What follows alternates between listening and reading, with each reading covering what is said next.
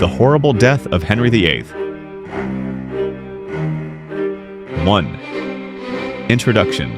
The king who couldn't escape death. He was once the embodiment of power and even a monarch feared by his enemies, adored by some of his subjects, and surrounded by luxury, art, and authority. King Henry VIII of England, the infamous Tudor sovereign, ruled with an iron fist and a golden crown. Yet, behind the royal curtains and beyond the grandeur of the palaces, time was quietly sharpening its blade. The death of Henry VIII was not the grand, glorious farewell one might expect from such a legendary king.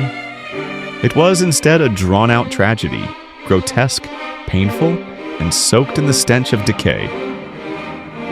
This is the story of how a man who broke with the Catholic Church, executed 2 of his 6 wives, and rewrote England's religious fate, met an ending so horrific it seemed like divine judgment. It is a tale of rotting flesh, failed medicine, and haunting rumors. A death whispered behind silken drapes and cursed with silence won until now. 2. The tyrant in decline. From king of power to prisoner of pain. In his youth, Henry VIII was the very picture of a Renaissance prince. Athletic, handsome, and intelligent, he was everything England could hope for. He hunted, jousted, danced, and composed music. Foreign diplomats praised his charisma. But as the years passed, and the betrayals, political struggles, and executions piled up, Henry changed. So did his body. By the 1540s, the once vibrant king had become a grotesque shadow of his former self. Weighing nearly 400 pounds, over 180 kilograms, he could barely walk.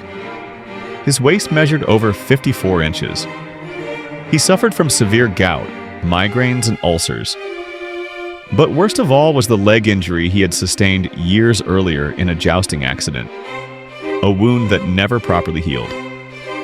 The wound turned into a chronic, oozing sore, reportedly infested with pus and maggots.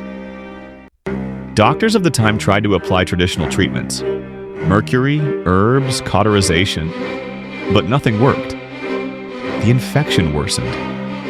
It is believed that this wound contributed directly to his eventual death, causing systemic infection and organ failure. Worse still, his temper grew ever more unstable. Servants feared being near him. He was paranoid, erratic, and often cruel. Even his own counselors began to dread being in his presence. The once golden prince was now a volatile tyrant, trapped in a decaying body he could neither escape nor control. Even at this stage, no one dared to tell him he was dying. In Tudor England, telling the king of his impending death without permission was considered treason. So his doctors, priests, and advisors remained silent, though they knew the truth. It wasn't until January 27th, 1547, that Henry himself asked for spiritual counsel, summoning Archbishop Cranmer to his bedside. He was no longer able to speak clearly, but Cranmer held his hand and asked if the king trusted in Christ. Henry squeezed his hand in response, his final conscious act. In the early morning hours of January 28, 1547, King Henry VIII died at the age of 55. Death and decay. A grisly aftermath. Henry's death did not bring peace. In fact, his body, even in death, became the center of grotesque legend. As was tradition, his body was embalmed and placed in a heavy lead coffin for transport. But due to the king's size and the internal decay already at work, something horrifying occurred.